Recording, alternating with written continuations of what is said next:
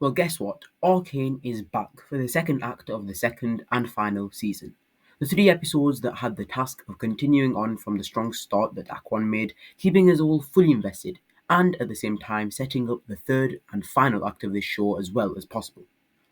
And I can say with full confidence that Act 2 did that, and then some, because wow, just wow, what a series of episodes. What a season this is turning out to be. What a show this is. And Act 2 had it all. Some of the most emotional moments and scenes ever in Arcane, which is nothing to be sniffed at because we have had a lot of them.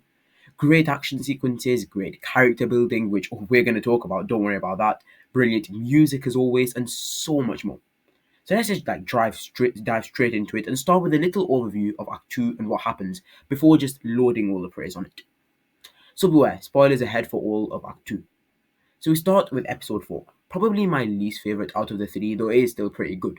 And this episode is focused heavily around Savika and Jinx and the riots that are going on in Piltover and Zone, as people realise that, you know what, maybe Ambessa isn't that great. We kind of want Jinx, guys. Also, with this episode, there was a little bit of a time jump after episode 3, though I'm unsure of how long it was. I think it was a few months, so if you do know, feel free to comment it down below. We also focus on Caitlyn and Ambessa as they continue their search for Jinx.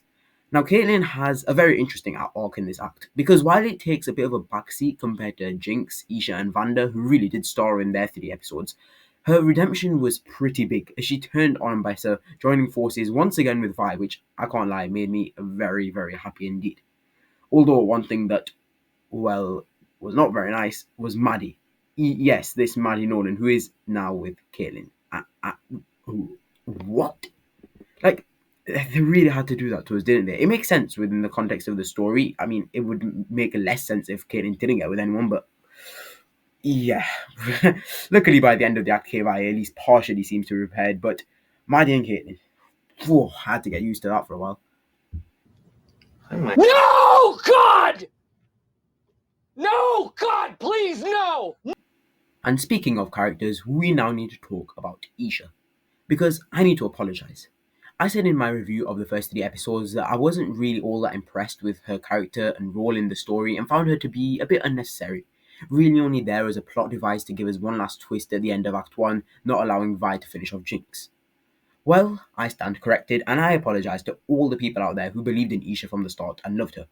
Because after watching all of Act 2 and witnessing her absolutely excellent death scene at the end of it, Isha might actually be my new favourite character of the season. I mean, wow. Not only her death scene and how emotional and beautiful that was, but her role across the entire act was so well done. Her almost being to Jinx what Jinx was to Silco, a daughter that, while it definitely hindered them both in their work and schemes and whatever, they still both loved and would do anything for. That's what made Silco so many people's favourite character, the way that he indefinitely loved his daughter Jinx, so much so that he put years of his hard work and dedication to the Undercity at risk for everything for her. She was even the cause of his death, yet no matter what, he still loved her until his last breath, and that was great. It made for an excellent villain who is not just one-dimensional and was just straight evil. And while Jinx might not actually be a villain herself, or even the main antagonist of the show, her care and love for Isha and how that affected her as a person is equally as compelling as it was with Silco, even more so maybe. We see Jinx risk her own life multiple times to save Isha from danger. We even see her in some heartwarming scenes, and almost separate from the serious and grim storyline, just goofing around and playing with Isha, which, needless to say, makes her death, masterfully done though it may be, so sad. And you could almost just feel the pain Jinx was experiencing in that moment, seeing this girl that she's come to love die. Also, the art style used as Isha was running to her death, memories of Isha and Jinx, was brilliant and just added another whole emotional layer to everything that happened in that sequence. Just such good stuff. But back to looking at the episodes, because we went on quite a tangent there, we then have episode 5, Blisters and Bedrock, which is quite easily my favourite episode of this act, and if I'm being honest, it might be my favourite episode of the entirety of season 2 so far. Because this episode, well, it hits hard. Like, hard. Starting with Vi seeing her just go full emo after her breakup with Caitlyn, to then reuniting with Jinx was difficult, especially knowing what was happening with Caitlyn and Maddie. But honestly, when Vi and Jinx got together again, and you could just see that sisterly love from Act 1 of Scene 1 shining through in tiny little moments, any thought of the other two were dispelled.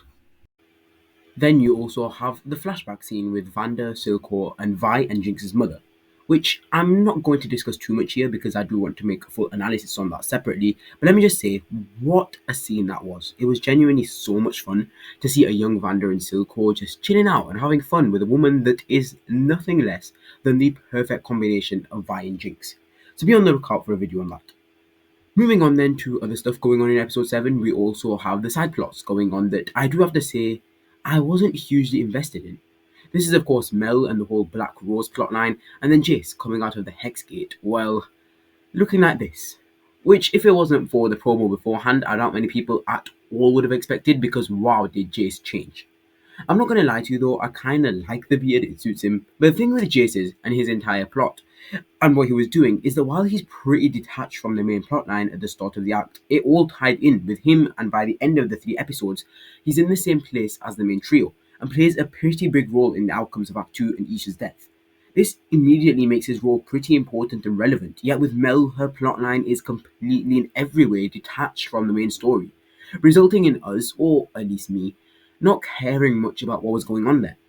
And every time we did cut to Mel, though it only happened a few times, I definitely did find myself wanting to go back to the main story because this one just wasn't as interesting, and it got boring kind of quickly.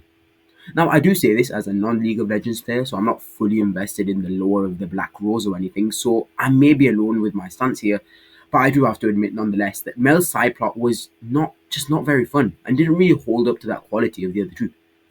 One thing that I feel this act did fix, however, which was my only concern from Act 1, was the pacing, which definitely did slow down a bit here, but still the time constraints really did hamstring this act, and there were just a lot of instances where things went too fast and happened without reason really when they should have been explored further. Yet the pacing, it was better, because we were allowed a bit more time to acclimatise to the setting once again, and really get some good, fun and important character moments, particularly of course with Jinx and Isha. But then, moving on to episode 6, called The Message Hidden Within the Pattern. And this is, of course, the last episode of Act 2. This episode focuses heavily around a character, or two actually, that I saved for till now to discuss because both play a very big role in this particular episode. And that is Victor firstly and Singed secondly.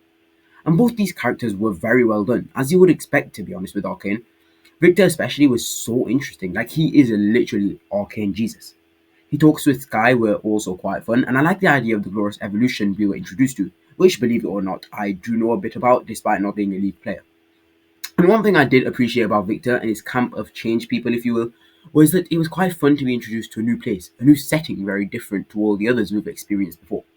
Because across both Season 1 and Season 2 of Arcane, we've only ever really explored two locations: the dark undercity of Zone and the glistening, technologically marvelous city of Piltover. So I will say it was quite fun exploring something new, having a new landscape to look at, even if that is a bit an odd bit of praise. Then we have Singed, who was such a cool character. Honestly, there's not another character in this show at all like him. He's so unique. He's just his own odd, downright creepy person, doing what he wants. I do quite like the eerie edge to him that he has, where it doesn't feel like the writers are trying too hard to create a scary character, yet they manage to do so anyways. I also really like the idea of him having created the Shimmer, but the difference is that he had a reason to do that, and that is, of course, to save his daughter from death. And this is something that I really like about every single villain in Arcane. Not a single one of them is just straight evil, or is even multifaceted for the sake of it. No, every character, every antagonist that this show contains has a reason for their actions, or at least has some redeeming quality to them, like Silco and his daughterly love for Jinx, or Ambessa and her main goal in life to protect her family and her family name, which does even lead her to doing some pretty bad things, but she's not just doing it to take over the world or destroy it, no. And this is something that's really good because it's set in right from the start that they do have some motive that's not entirely bad. And that is something that is a constant part of Arcane, which is just another reason why the show is so intriguing. Moving on then, we have one of my favourite scenes along with the flashback scene of the act, and that is Vi facing off against Ambessa, who realizes that she has been betrayed by Caitlyn. And oh my word, this made me so happy. Knowing that Caitlyn saw reason, that she saw past Ambessa and sided with Vi was such a triumphant moment for me watching. Seeing Ambessa, who has constantly been a fearsome, huge individual, plotting behind the scenes and being pretty intimidating overall, be taken down by Vi was so satisfying. And there is just something so good about seeing Kate and Vi together again, I'm sorry. But back to it, we then have the final scene of this act, a big battle set piece to end out a brilliant act in all ways. And this battle is nothing short of perfect.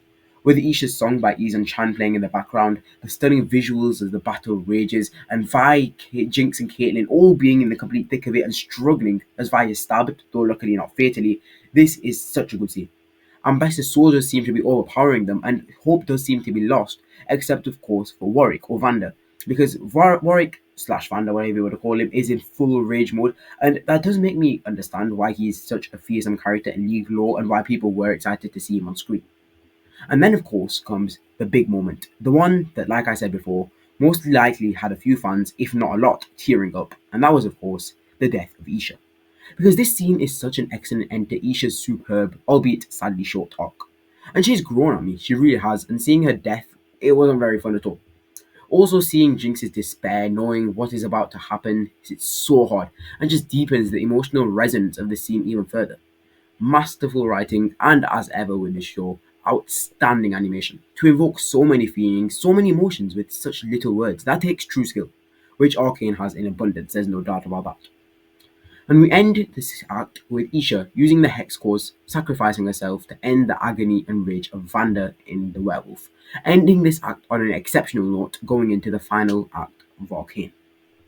So on a scale of 1 to 10, how good was Act 2 of Season 2? Well, I wouldn't say that it was good as the first part last week, which I think was a solid 9 or 9.5 out of 10. So I think it's only fair to give Act 2 an 8 or a 7.5 out of 10, maybe go in the middle at a 7.7. It's still very good despite a few mishaps, and whilst its final battle may not live up to that of Act 1, the emotions I felt in this act were second to none. Also, probably most importantly, we have some excellent setup for what is set to be an almighty end to Arcane, to close out one of the greatest adaptations of a video game ever put to screen. But between now and then, I'll be doing a couple of videos on this act, Act 2 that we just reviewed, deep diving into particular scenes and why it was just so good overall, so make sure to stay tuned for those. But anyways, that's all for today. Make sure to comment down below what you thought of Act 2 of Season 2 and what you're looking forward to for the last 3 episodes.